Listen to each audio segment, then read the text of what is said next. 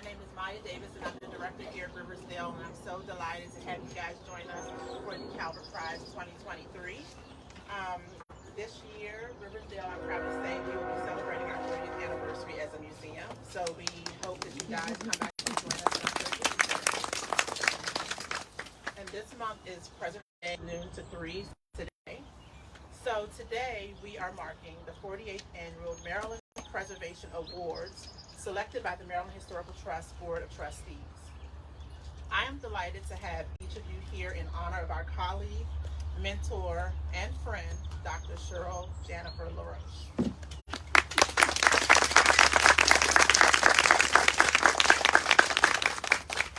And as we were planning today's event, initially we were going to host you inside, but the guest list outgrew our capacity inside. And, I was telling Dr. LaRoche, I called her and I said, well, we don't really have any more room for, any more people on the list. And she's like, well, we're going to have to take it outside. And I thought to myself, I was like, I'm the director of Riversdale, but she told me. Which, that's been our relationship. So, I'm truly honored because she's truly been a mentor to me and a friend, and I can go to her for sound and sage advice. I am a student of African American history and culture, and she has been a sounding board for me as I kind of, profess what I would like to do in this world here at Riversdale, and other work that we've done in the past. And so I'm truly delighted to have the opportunity to nominate her for the Calvert Prize through MHT. I professionally know Dr. LaRoche, who I just can't bring myself to call her Cheryl. And we've known each other for close to 20 years. I first met her in 2005 when I started working at the Maryland State Archives, studying the Legacy of Slavery in Maryland project. And while working there, my former supervisor, Chris Haley, who's here today, we would attend meetings of the Maryland Commission on African American History and Culture, where she was the vice chair. And she eventually just rose to be such a voice and a champion of that organization. I was intrigued by her from the very beginning, her power, her sharp wit, and impact of Dr. LaRoche. And I recall some of the early meetings, we would go to the Eastern Shore, to the Harriet Tubman Conference and things like that, and some of the staff there, they were doing all kinds of different work, and we all have our various perspectives about how this should be done. And one guy said to her, she's like, Ethan, we may need to be careful, it can get kind of funky. And she turned to him and she said, I don't think it's funky enough. I never forgot that. So all of us here, we know her in various capacities, ranging from educator in the university sphere, consultant and private investigator in the museum sector, published author in the public sphere, commissioner and leader in state service. I want to briefly share some of the national and local projects that have been blessed by the knowledge and expertise of Dr. LaRoche, just so you get a sense of her breadth of work. She's the associate research professor in historic preservation in the School of Architecture, Planning, and Preservation at the University of Maryland, College Park. She formerly served as the assistant research professor in the anthropology department at UMD. She's been an archaeological conservator for the African Burial Ground Project in New York City, where she was responsible for conserving the grave goods from the burials. Vice chair of the Maryland Commission on African American History and Culture, where she advocated for representation from every county in the state. And she also advocated for the $1 million African American Heritage Preservation Grant, which has helped to protect and preserve African American sites of historic significance across the state. And I'm proud to say that as a part of her legacy, that funding has now been increased to $5 million.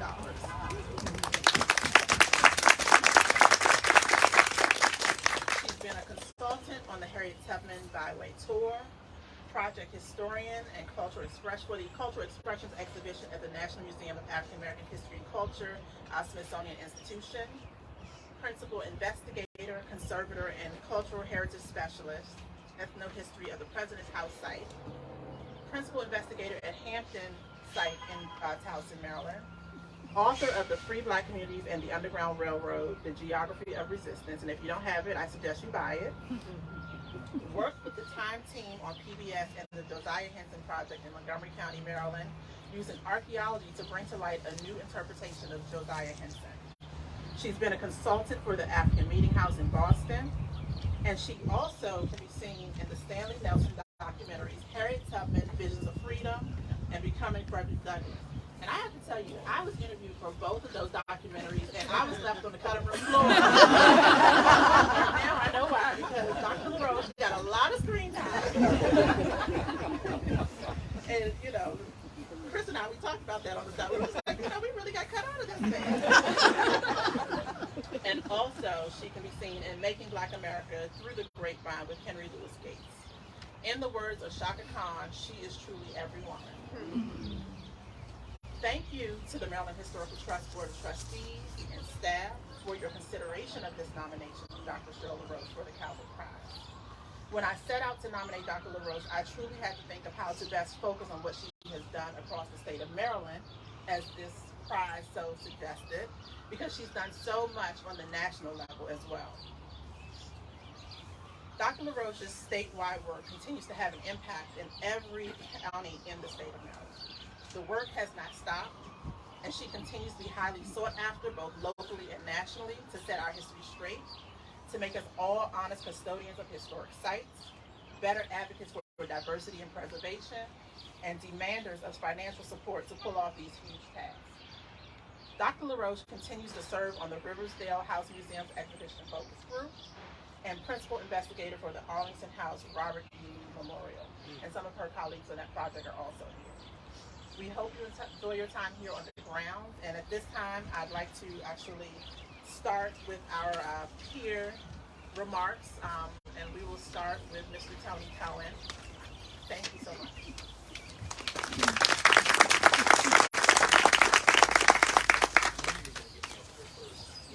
Last comes first. Okay,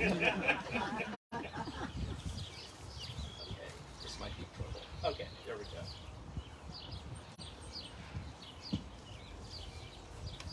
Can you hear me? Yes. Great. So, Maya, we all love Maya, right? Yay. Maya called me at 5 o'clock last night and said that one of her speakers couldn't be found and asked me if I could step in. And I wanted to say, I need sleep. What do you mean? But I can't say no to Maya, and I would never say no to Dr. LaRoche. That said, I spent many hours last night trying to figure out what I was going to say and failed. So I just threw together some notes, and we'll just do that. On the way over here, I was trying to pinpoint the moment, year, date, whatever, that I met Dr. LaRoche. And as I'm coming up the walkway, she sees me, and we embrace, and we did a little chit-chat, and, you know, boy, you look fine, and that's what she said to me. And she said, we have been together since, what was it you said? Since we were working in the vineyards Oh, the Lord. The vineyards of the Lord. I thought we had known each other since 2001. But in fact, I was following, and I'm going to struggle here. Okay, so I'm going to go between Dr. LaRoche and Cheryl. No disrespect, but this is my love. I've been following Cheryl's work even when I didn't realize I was following it. As a budding historian in the early 90s, trying to piece together my own family history, read black guy with Jewish last name, what's up with that? I started doing a deep dive into African American history, and I remember an article came out in the Washington Post about the African burial project in New York, and my friend Lisa had just moved to Manhattan, so I made the excuse I was going to go visit her, but I actually went to the burial site. It was only years later that I would discover Dr. LaRoche's seminal work in that space. After 9/11, I had the great honor to work with her on a number of projects, some of which Maya has mentioned. in addition to a variety of conference panels and working groups. I worked with her on the Harriet Tubman Underground Railroad byway. Back in the days when, going down to Dorchester County was like going to the Wild West. We didn't think people would even want Tubman's story told. Now it's a different story. I worked with her on the Josiah Henson project in Rockville, Maryland. Rockville, Maryland, not North Bethesda. Rockville, Maryland. And in fact, the house on the farm where Josiah Henson grew up was maybe 2 blocks from where I spent a couple of formative years of my life.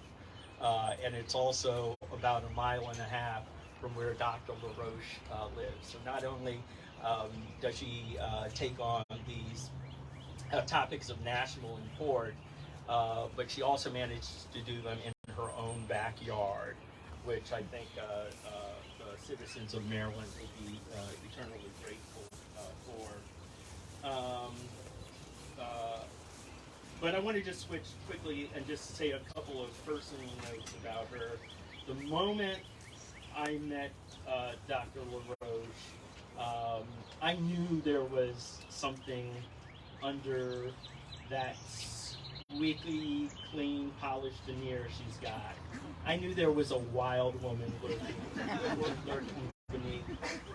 And one day, I had a conversation with her, and she said something about how she needed to get back to her house because she had to organize some bookshelves or something like that. And I said, hey, I'm a professional organizer. I just can't seem to get anyone to pay me to do it. So I go over to Cheryl's, and then I'm in the inner sanctum. I'm in the room with all of her books, all of the books. Let me tell you, they were piled up floor to ceiling. And we organized that over probably 3 separate days. But it gave me an opportunity to snoop, see what she was reading, get inside of her head. And not only did I discover her real depth of brilliance as a scholar and intellectual, but her love of a variety of things. She's an artist. She's got an artist background. We have a shared passion for the esoterics and a little bit of philosophy thrown in. So we've spoken everything from yoga to yogis and Reiki to Rolfing. Look it up. And to paraphrase or to riff off of Maya's Shaka Khan quote, I will paraphrase Isaac Hayes. Dr. LaRoche is one bad mother. Shut your mouth. What's wrong about Dr. LaRoche? But I do want to read 2 things super quick in Cheryl's own voice. This, I think, was the first project we worked on together, which was Joseph Holston's Color in Freedom, Journey Along the Underground Railroad. And this was in the early 2000s. It was for an exhibition that was being put together at the University of Maryland to display his collected works, chronicling the African-American experience from slavery through the Underground Railroad and on to freedom. And just 2 sections I want to read. Cheryl did the introduction. The Underground Railroad, as remembered throughout this exhibition, at once myth, metaphor, and fact, elongates the time span and transcends the locality to highlight escape from slavery whenever and wherever it occurred. No longer focused on Quakers, white abolitionists, and their aid to poor, shivering, frightened fugitives, this exhibition signals that we choose to remember the Underground Railroad as a phase along a continuum of escape.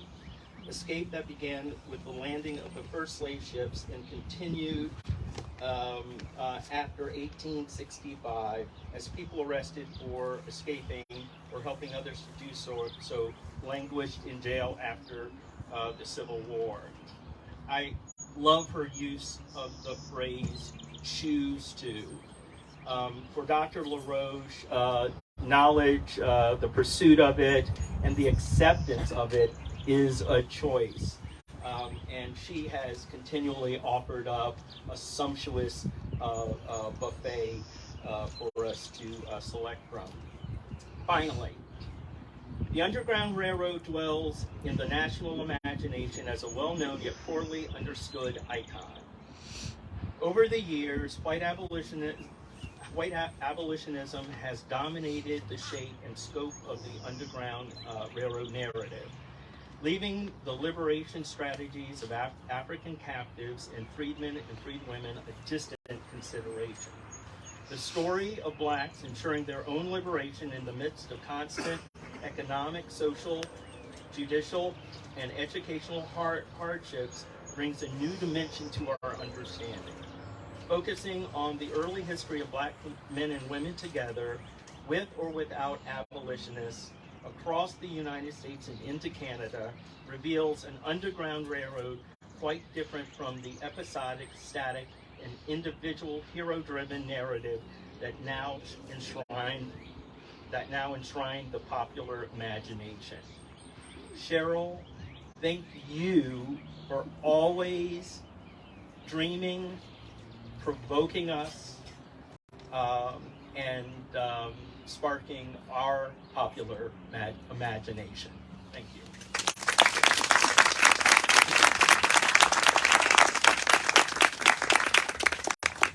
Thank you so much, Tony. Tony called me out for calling him at last minute, but I also told him 2 minutes. I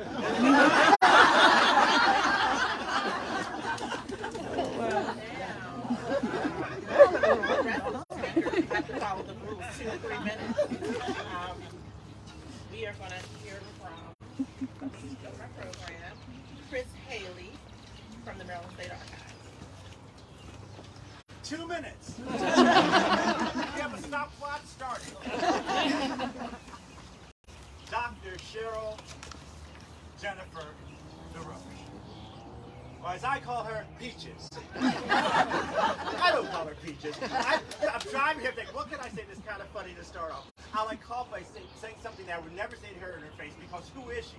She's Dr. Cheryl Janifer LaRoche. And so in honor of all of us being here today, one of the things we should recognize and we should honor and we should try to, I think, replicate this feeling, replicate this moment is the opportunity to honor somebody with a program, with their face on it, and they're here. Yeah.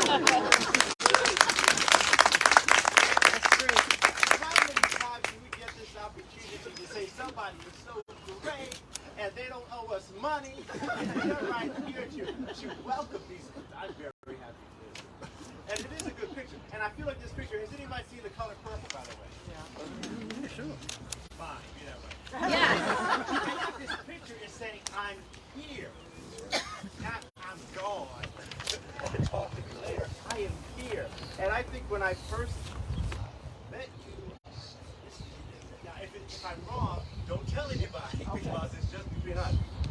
I think it was at a conference in Frederick County, Maryland, for Dean Herron.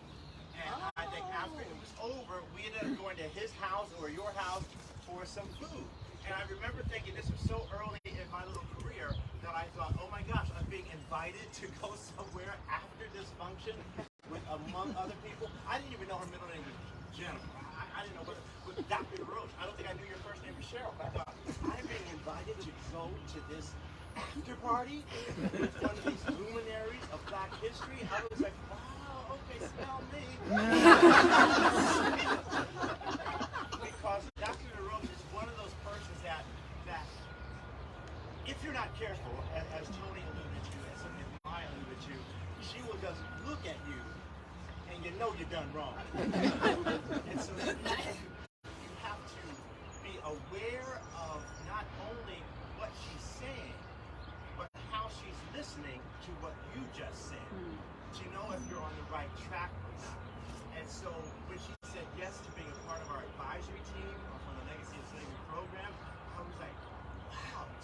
me.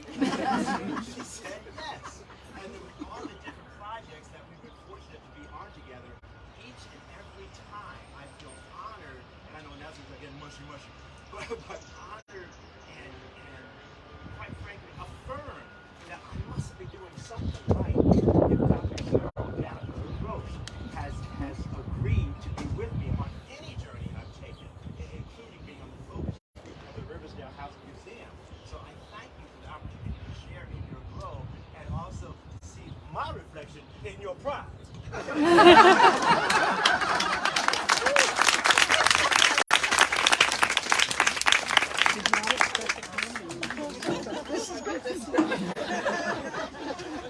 thought you were coming to a stuffy awards ceremony. And so now we will hear from the former chair of the Maryland Commission on African American History and Culture, Ms. Linda Pratt Marshall, who has quite a few words to share about Dr. LaRoche. They served at the same time on the commission, so I invited two of her commission friends today. So come on forward.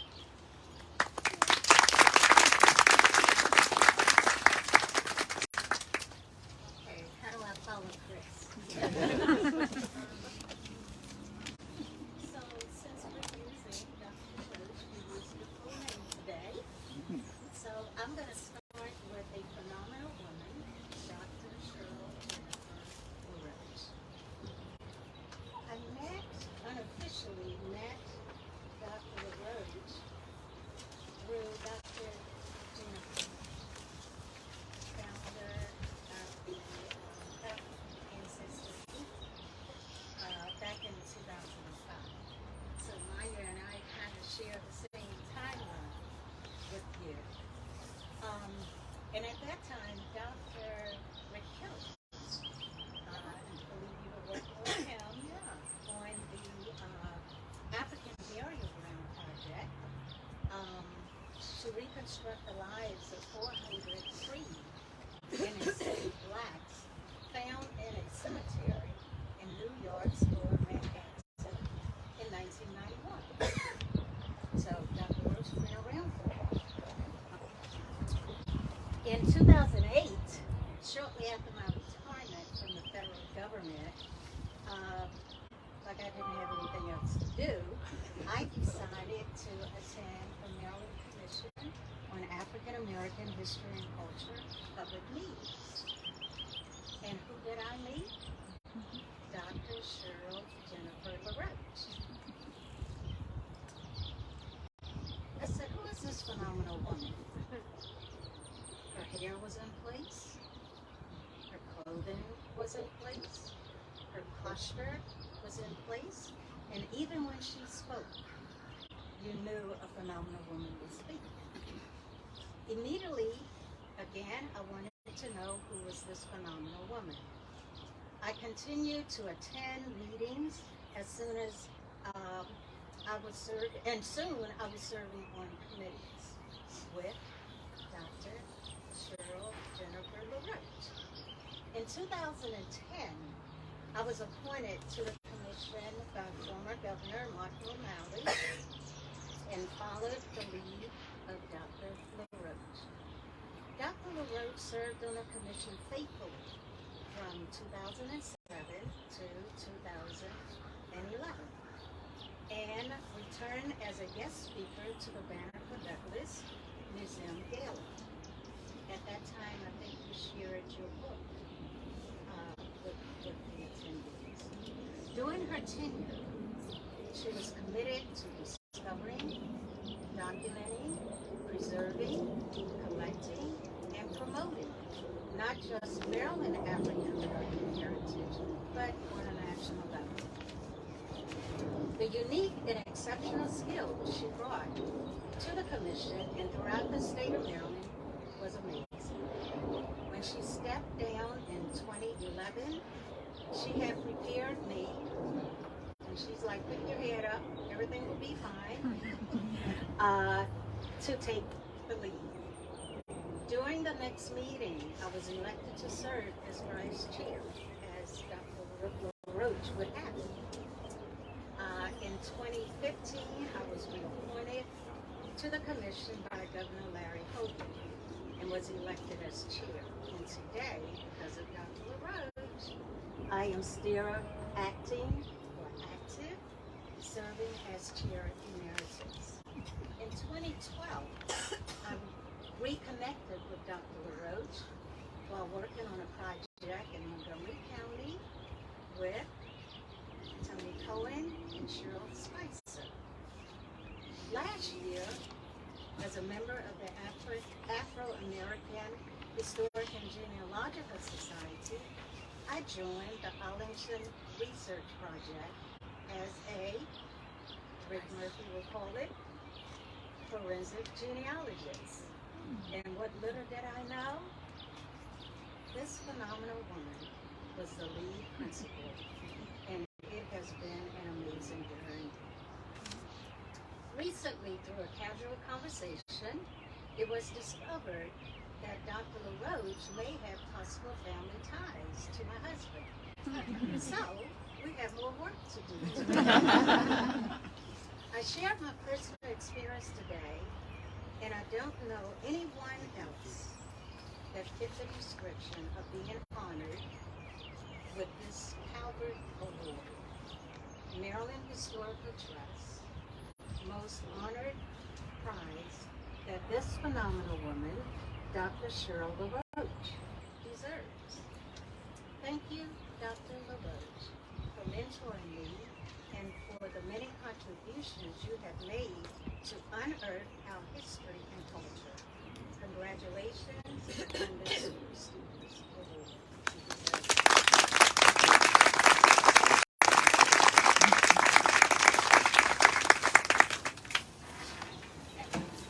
So much. And now I will call, let me tell you, Miss Anita Powell up to the microphone. This is her road dog from the mission. So please come forward, Anita. I've seen them lay some people out over the years. You are.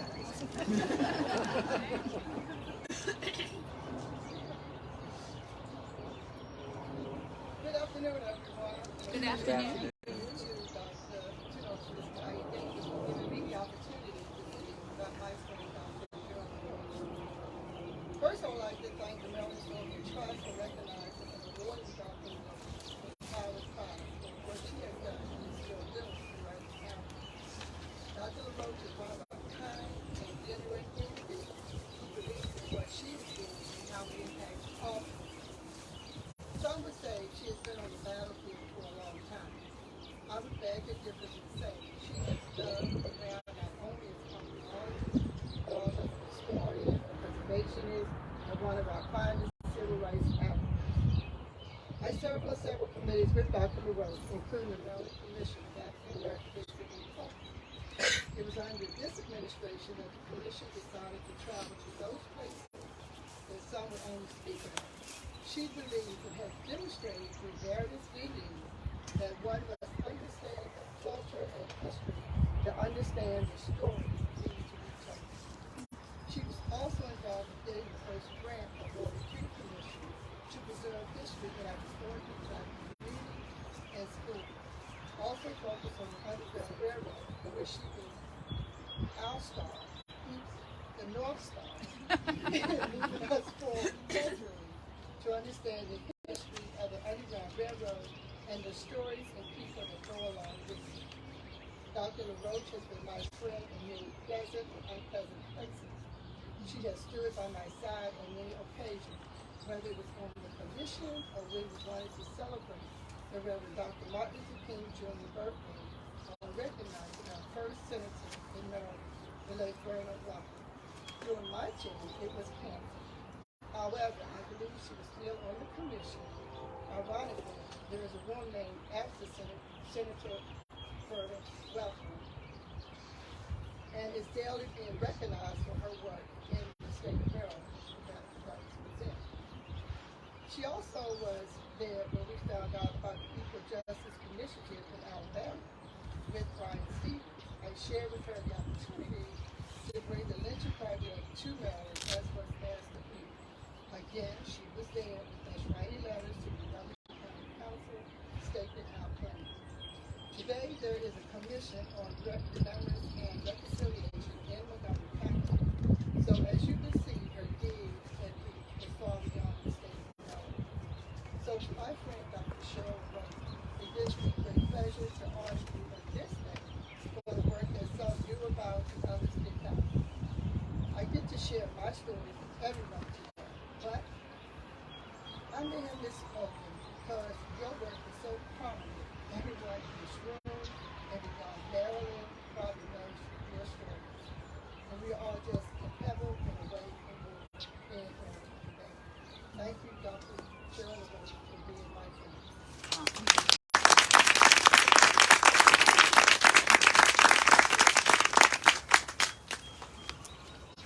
So much, Anita. You can see all roads lead back to Dr. Cheryl LaRoche. I've worked on some of those projects over the years, and I'm telling you, she's already in the back room by the time I arrive. So our last speaker on the peer reflections is Cheryl Spicer in Montgomery County.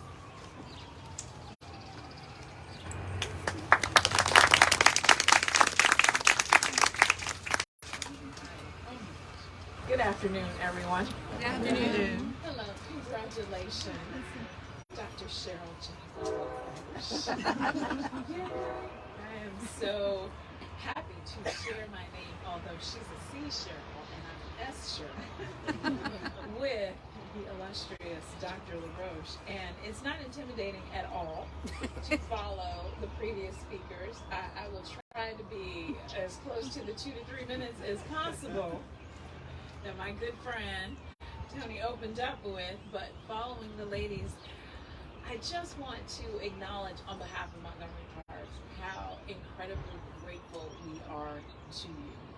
I don't think people really appreciate the work that you did and how long it's going to last for forever. So before I get into that, I want to give thanks to my sister girl over here who did that call.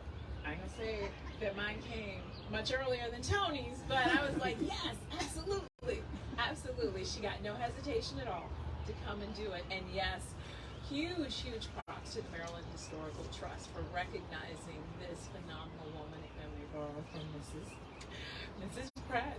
We're going to do this. Ms. Pratt Marshall, I got a surprise for you. And so with this, and I have the exact date that I met Dr. LaRoche. It was June 26, 2008. And you know why? Because we were meeting the Reverend Josiah Henson. It was a program. It was one of the first public programs that was being conducted for the new Josiah Henson Special Park, as it was called then, historic site. And you were with the late Dr. Diane Swan Wright, our historical angel. And they did this beautiful panel discussion. I was like, wow, okay, this is exciting. Little did I know that 5 years later, we would be calling on Dr. LaRoche again to be the go-to to help create another museum project within Montgomery Parks. That would be the Woodlawn Stone Barn Visitor Center project, as it was named now 7 years ago. It is now the Woodlawn Museum.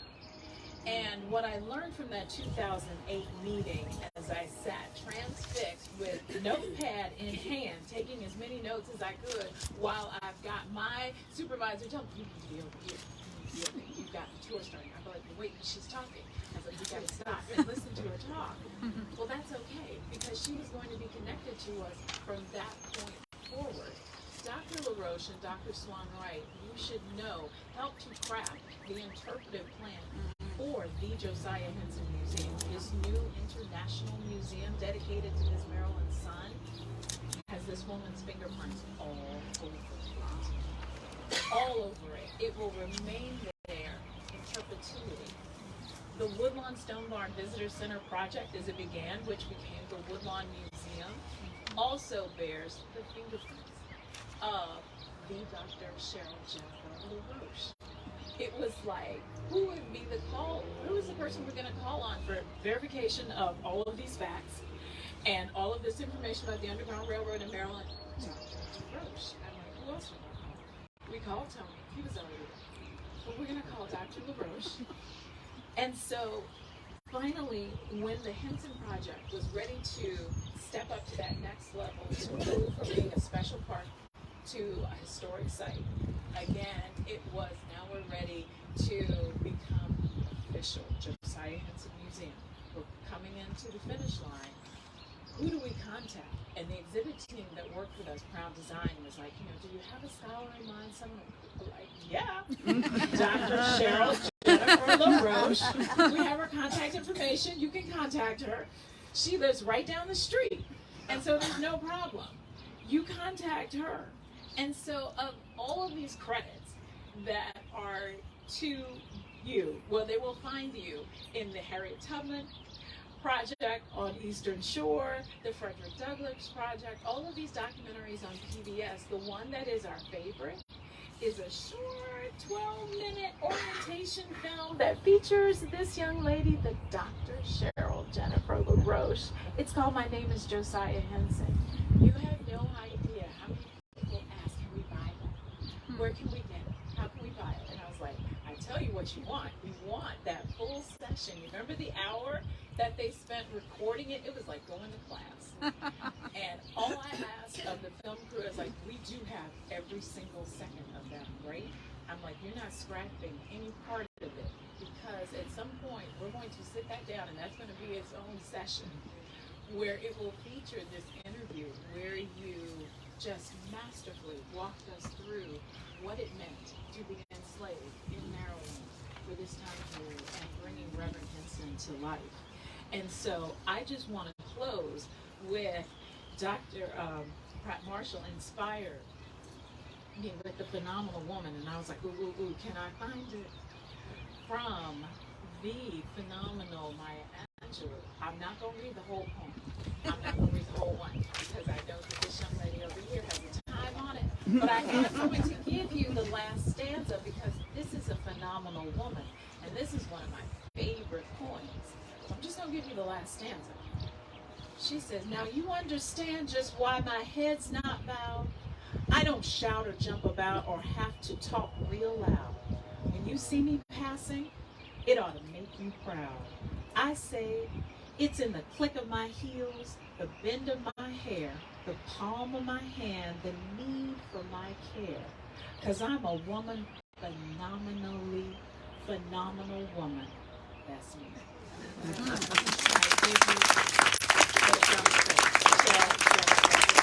congratulations.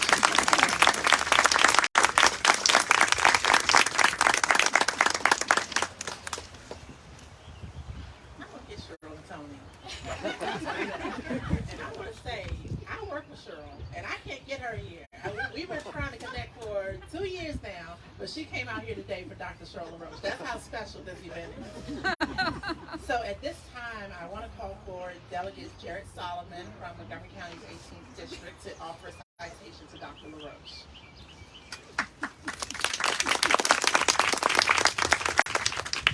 Good afternoon, everybody. My name is Jared Solomon, and I have the honor of getting to represent Dr. LaRoche in the General Assembly. And honestly, these are some of my favorite things to do. I think we represent some of the most accomplished and most brilliant constituents probably in the world. It's not my favorite opportunity to follow some of the amazing speakers that we've just had. And it was funny as I was, I first of all want to thank the Historical Trust for the honor and for notifying us so that we could be part of this. And I looked up that you and I had actually met. I had knocked on your door in my first campaign, and I had all of these notes, and I distinctly, you knock on thousands of doors, but many of them stick out in your mind. And I remember you gave me the 3rd degree. I was a high school teacher, and we had a long conversation about education policy and equity, and the more I think about it, and the more I've heard, that is a badge of honor.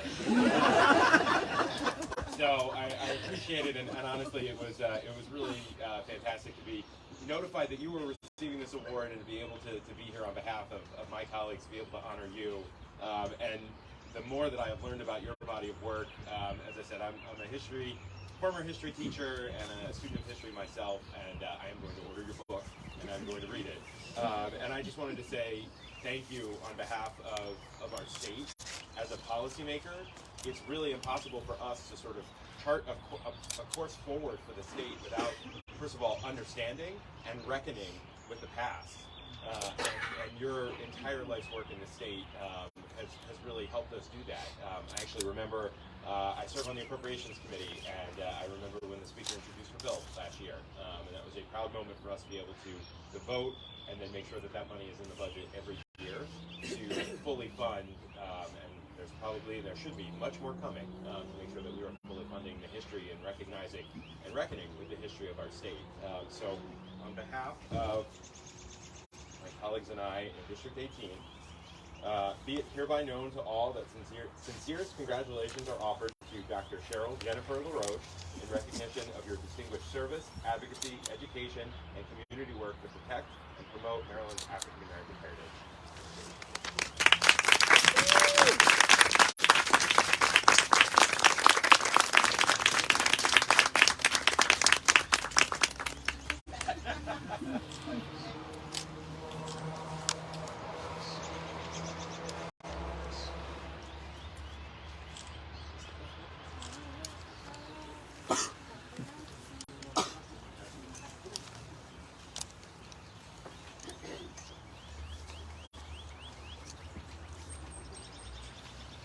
So now the moment we've been waiting for, we will call for Ms. Elizabeth Hughes, Director and State Preservation Officer for MHT, to give out the Calvert Prize to Dr. LaRoche.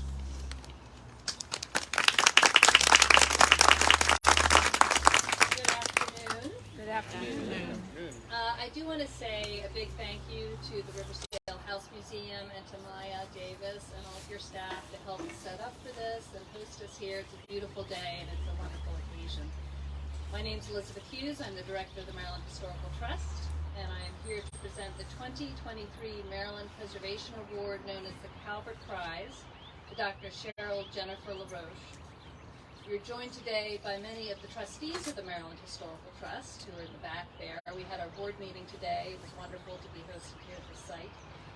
Since 1975, the Maryland Historical Trust Board of Trustees has honored the outstanding preservation efforts of individuals, businesses, nonprofit organizations, local governments, and others who protect, steward, and share the historic places and cultural heritage that make Maryland unique. The Calvert Prize is MHT's highest honor and recognizes leadership in historic preservation at the statewide level. And you can see the Calvert Prize platter here with the names of the award winners engraved. What you'll notice is this is not an award that is given annually. This is not an annual award. It is given upon occasion when the situation merits it. And we receive a nomination from the community of someone who meets the high criteria and standards of the award. Many of you here today know what a visionary Dr. LaRoche has been throughout her career in archaeology and historic preservation. Telling Maryland's story requires a multifaceted viewpoint, a key characteristic of Dr. LaRoche's research, which led the Society for Historical Archaeology to recognize her with the prestigious John L. Cotter Award. Perhaps most importantly, she has taught hundreds of students to use this multi-dimensional and multivocal method to share the stories of the African diaspora, impacting them in significant ways and sending them out into the workforce with this new lens for interpretation.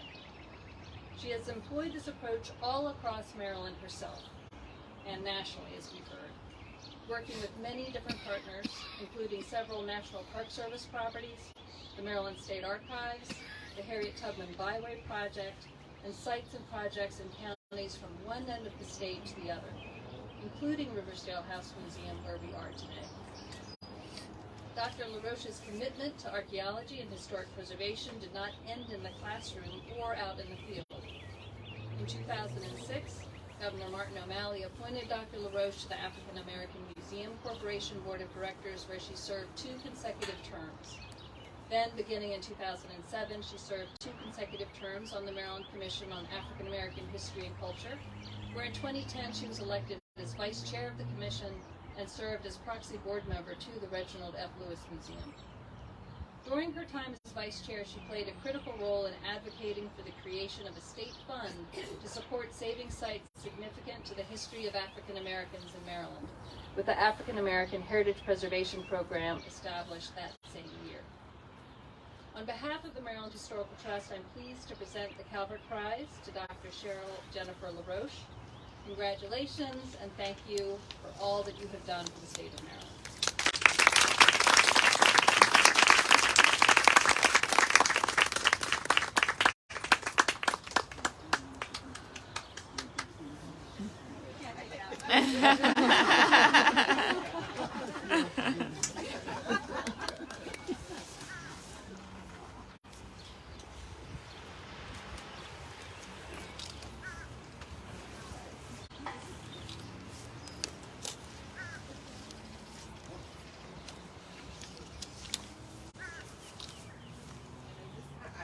Before we eat, we all want to hear a few words from our illustrious honoree, Dr. Cheryl LaRoche.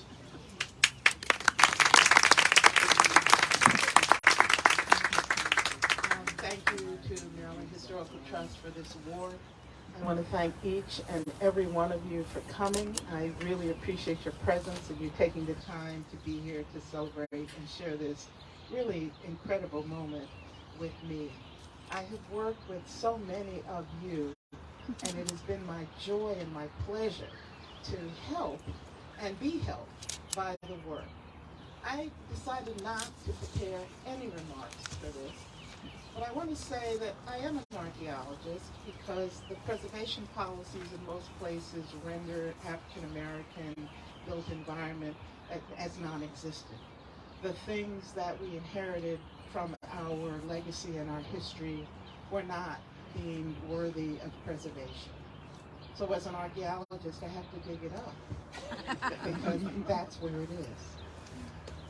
When I think about the history, it's the same thing. If you look at modern, current, 2023 environment and standards and understanding, African American history is suffering. It's on the firing line. It is targeted for destruction. I dig that up too. I keep my middle name, Janifer, because as a genealogist, I've been told that we're descended from Daniel of St. Thomas, Jennifer, and Lord Baltimore. And when I said that, somebody said, well, Lord Baltimore, can't tell. There were a lot of, everybody was like, oh, good luck with that. But I keep the middle name because what I discovered at Hampton, and my other ride or die, Greg Weidman, is here. What I discovered, one of the profound things I discovered at Hampton is that your middle name, if you're an African American, is deeply important. It's your mother's, father's, brother's name. It's your grandmother's last name. It's your grandmother's first name. That middle name is something you can hang on to, because if your name is Susan and they call you Sookie, you might not get to keep that. And your last name might be the slaveholder's name, but your middle name can be a name that nobody really messes with. And so I keep the Janifer because I know that it's an important part of my legacy. I don't think I'm long-winded. But I want to just say this about Maryland because I'm very honored to have the prize. But Maryland's a slave state. And I am astounded by the number of highly educated, deeply intelligent people who have no idea. When I was thinking that there was going to be a map of the plantations in the state of Maryland, and I went looking for it, to my horror, there's not only no such thing, you can barely distinguish, unless it's something preserved like this, where and what the plantations were. So when my niece, who isn't here, found a wedding book in my home and said, is there something you want to tell me? I said, oh, no, I'm just looking at all these manors because I know all these places that are now where people get married. Those were the plantations, so I have them all. So I keep wedding books because I know that these are former plantations. So I'm going to give Maryland preservationists a charge. Once something is destroyed, it's gone. It's like, oops, my bad. But we can't rebuild it. It's gone. And so to save a site is to save something for the future. If we would begin to really think about some of the African American communities, buildings, histories that are still standing today, particularly in Baltimore. I could really single Baltimore out, but I won't. I'll just call it out. Particularly in Baltimore, where I have been reading for many years that the largest free black community in the country, in the slave state now, let me repeat it, the largest free black community in the country before the Civil War was in Baltimore, Maryland. Now, we're Marylanders. How many of you can tell me where that was? I had to go on a multi-hour tour with my friend Philip Merrill. It's under Camden Yards. It's under Ravens Stadium. It's under the Horseshoe Casino. It's under both convention centers. Because what I know is that we like to use large footprint projects to destroy huge swatches of African American history. Let's not fool around with a little housing development when we can put Ravens Stadium in here. So that you have to understand, when you see big projects coming forward, frequently underneath it, that's where your history lies. And as long as I understand that this is the policy of many preservationists around the country, I will do what I do. Thank you for your support, and I'm so very honored to have you here, and it's the longest I've ever had to endure that. I mean, now I know what it feels like to be dead. So, thank you. And, Chris, I can't follow you. Usually I do a comedy routine, but, if I have Maryland preservationists, I can't be laughing because I have a lot to say. So I just want to thank you. And for the descendants who are here, for the people with whom I have worked, for those of you who have given me your histories, for those of you who have given me your time. If I've missed anyone, thank you, Maya, for the nomination and for really seeing that this work is important. And I'm going to say one self-serving thing. I used to say that as a multidisciplinarian, you built your credentials when you had lectured at 5 different disciplines at their annual conventions. Wow. So I've done that. Now I'm upping my game and saying, well, you receive awards from 5 different disciplines. And you call yourself a multidisciplinarian. So thank you very much.